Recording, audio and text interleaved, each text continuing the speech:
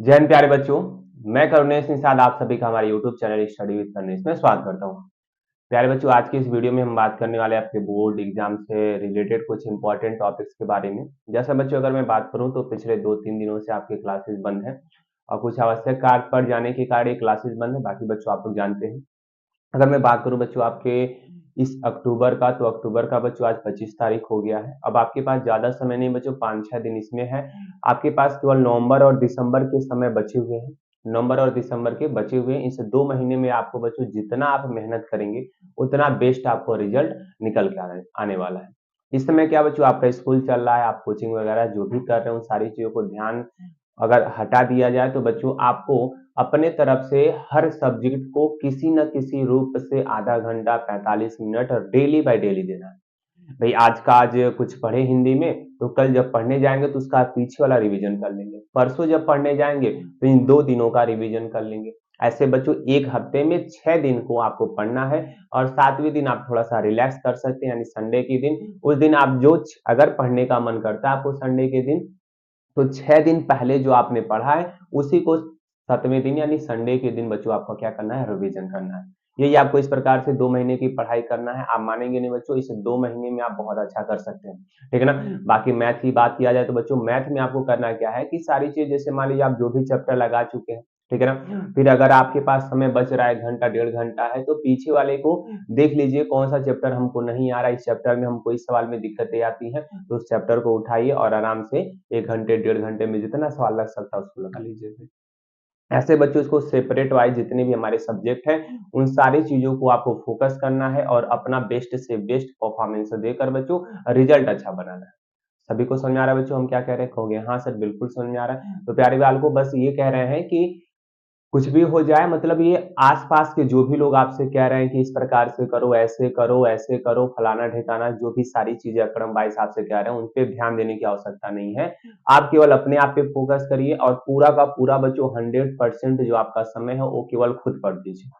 किसी को देने की आवश्यकता नहीं है और याद रखिए बच्चों, समय ही सबसे बड़ा धन होता है।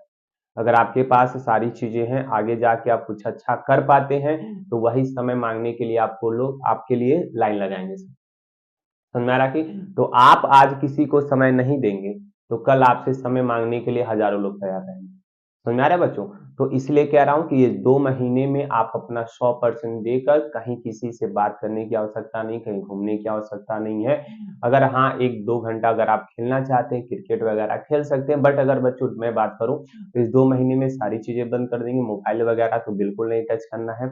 जितना अगर आपको दोस्ती करना है तो अपने किताबों से करिए, नोट्स से करिए, अपने सिलेबस से करिए, क्वेश्चनों से, प्रॉब्लमों से, लड़ाई झगड़ा जो भी करना है बच्चों, फिजिक्स के सवाल हो गए, केमिस्ट्री में हो गए, रिएक्शन हो गया बच्चों, मैथ के बहुत सारे ऐसे-ऐसे क्वेश्चन, उनसे लड़ाई झगड़ा करके उससे जीतने का प्रयास करें।